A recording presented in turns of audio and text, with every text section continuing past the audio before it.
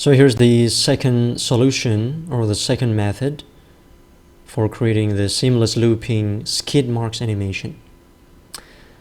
So in this second method, we are going to use a little bit of an expression, although it's a very simple one actually. And all right.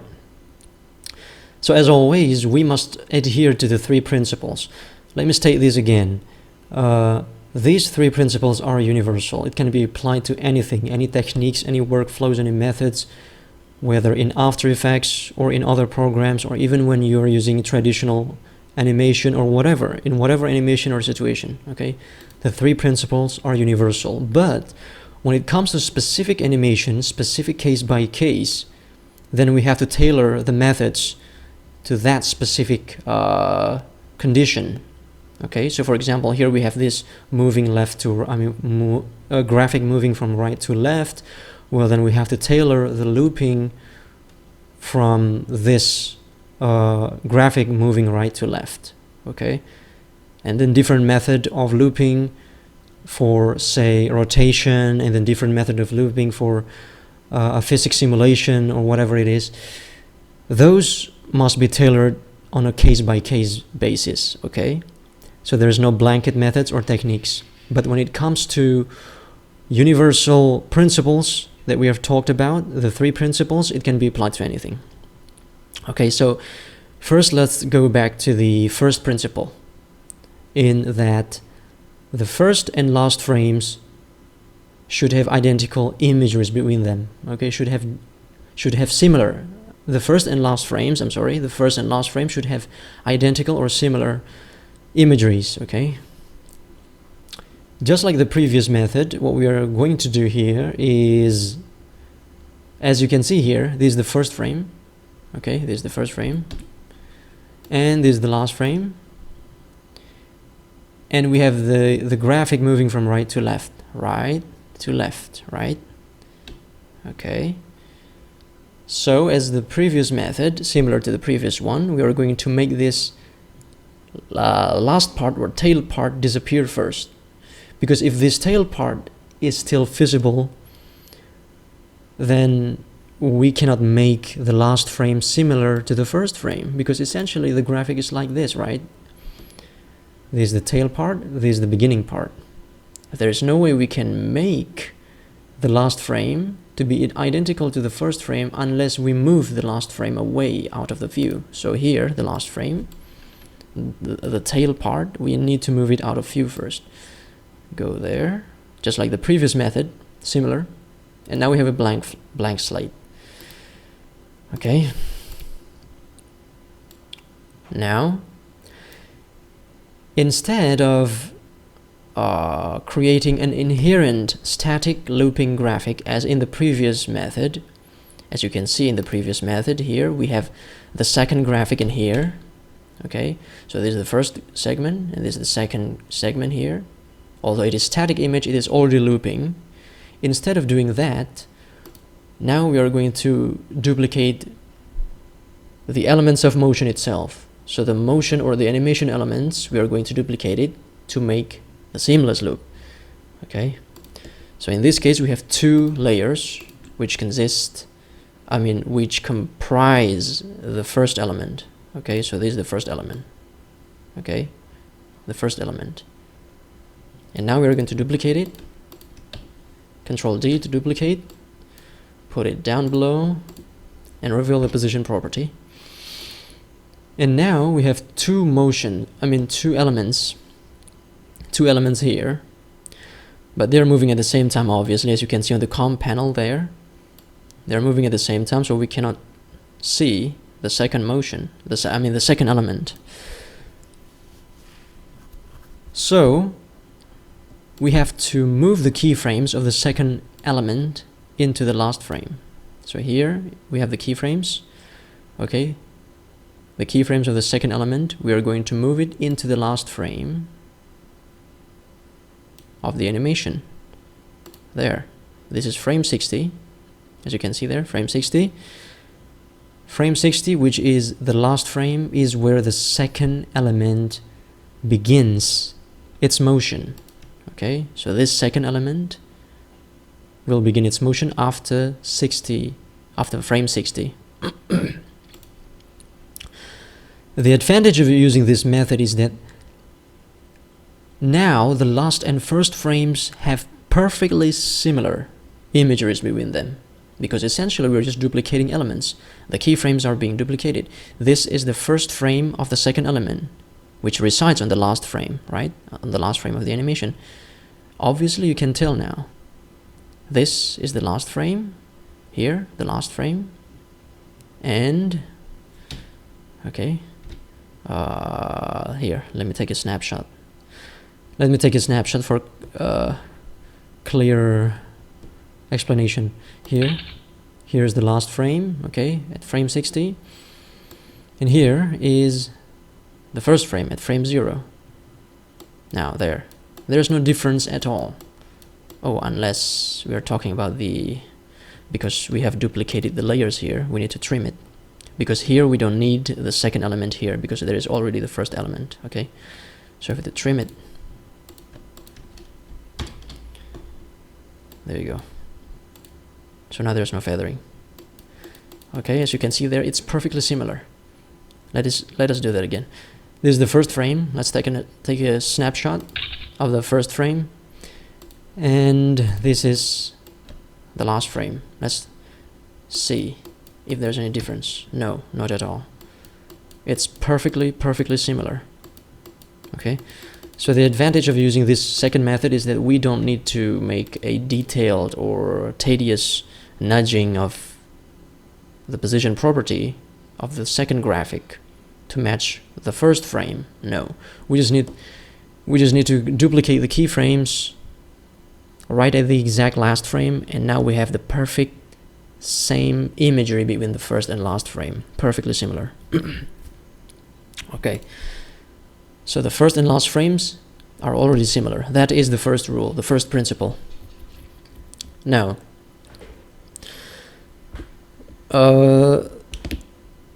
let's get to the actual problem. The next rule is that whatever animation you're doing, this is actually the third rule, okay? The third rule, the third principle.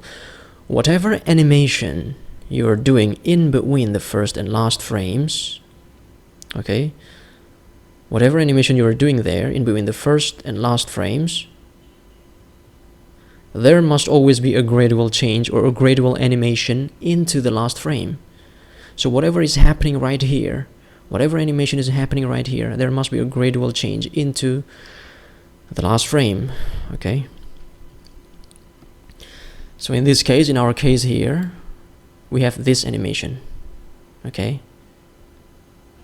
And then, as you can see, let's just disable this for a moment.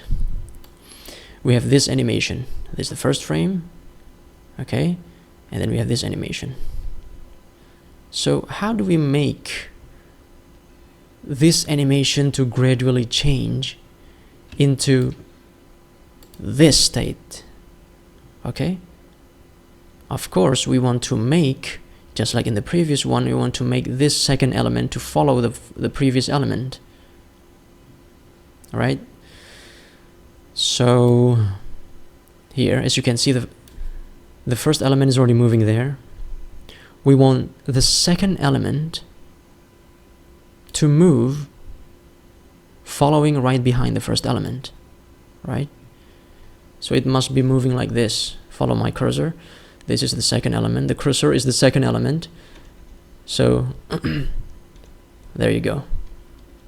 The second element should be moving behind the first element.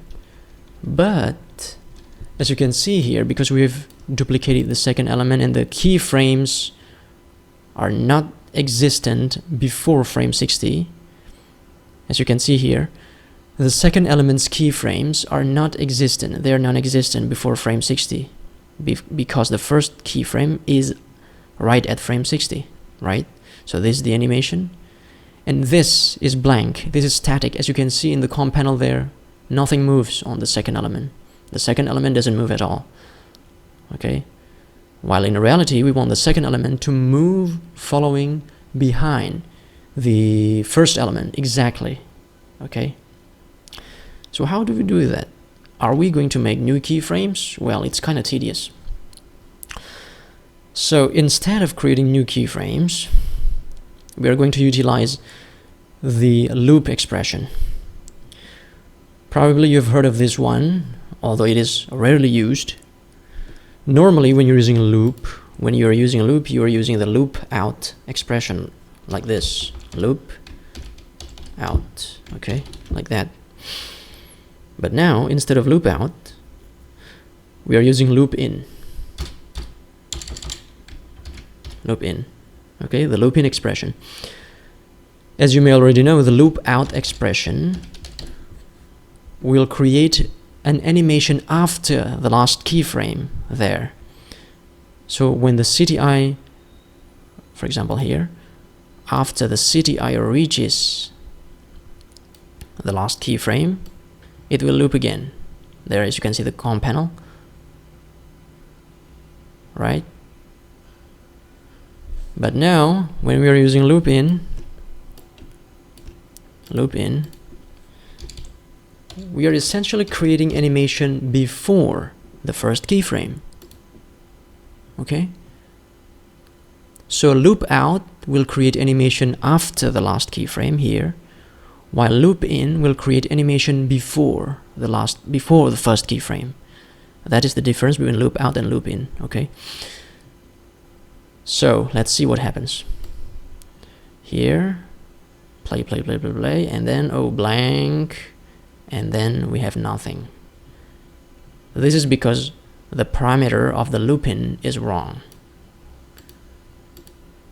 When we don't write anything in here in between the parentheses, it's actually loop in cycle, just like this.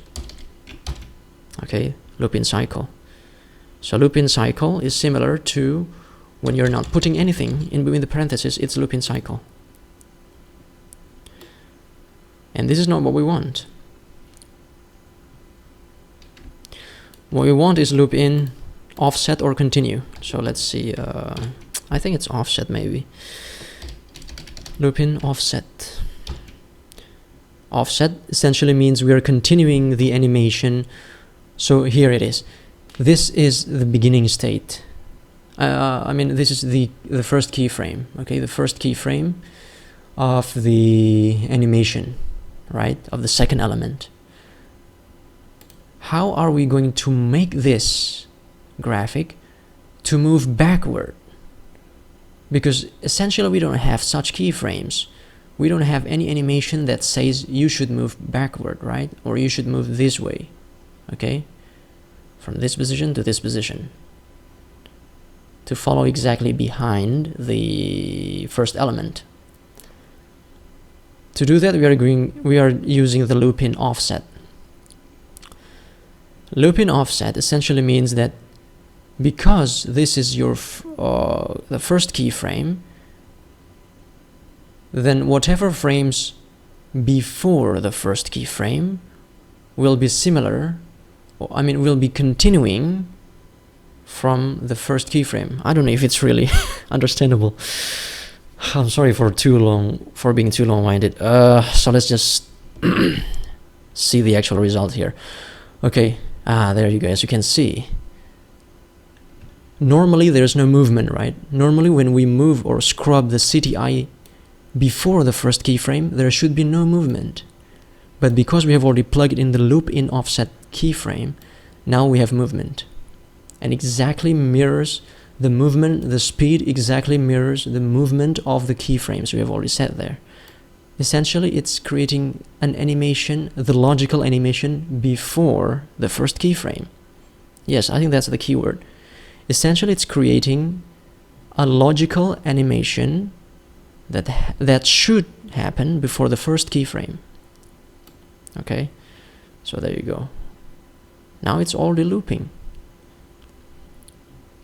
All right, as you can see there.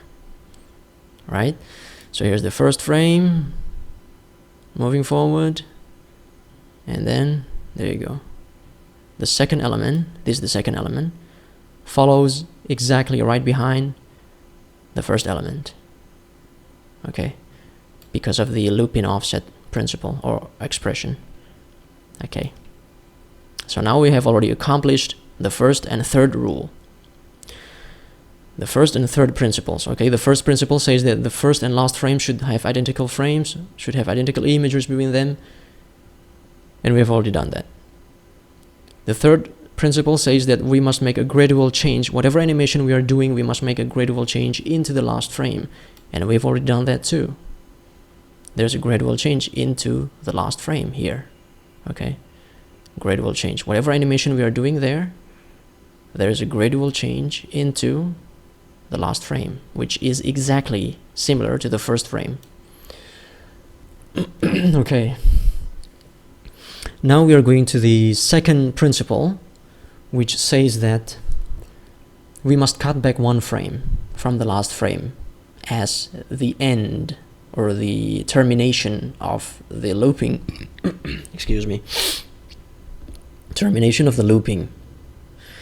So here we have the animation at frame 60. Okay, frame 60. Now we go back one frame. As I've already explained in the previous video, in the previous method, if you do not cut back one frame, then frame 60 and frame 0 will be repeated, because essentially they have similar imageries between them, so the playback will be repeated. So we have a slight pause, which translates into a glitch into the looping animation.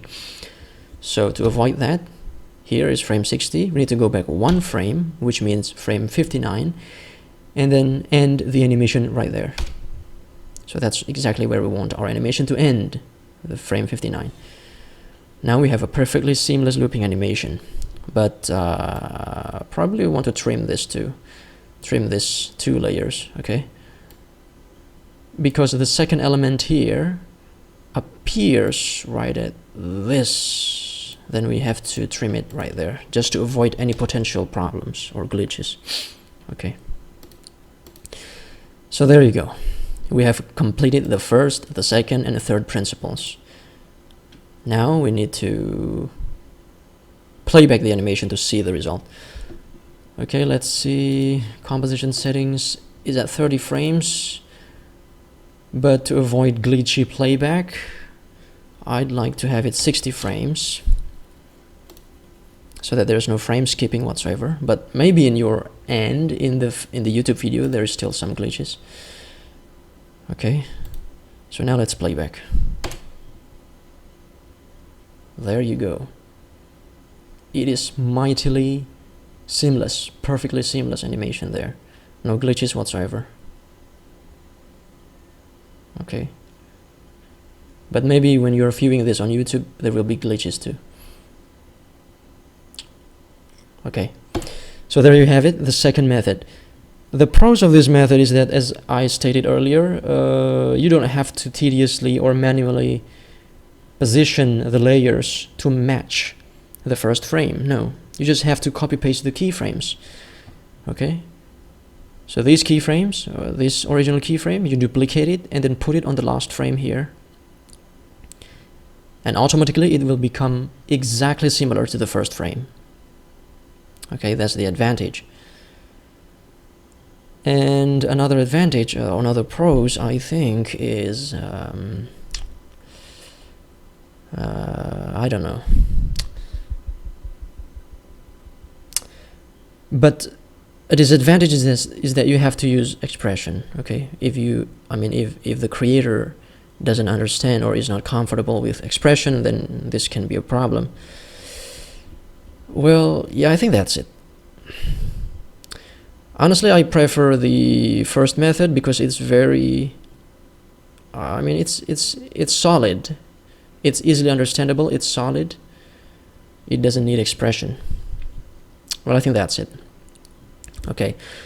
Maybe there will be a third method using, I don't know, an effect. Maybe, as you say, a tile, a motion tile, or maybe an echo effect. And maybe I will cover that, okay? So this is the second method. Okay, Mike.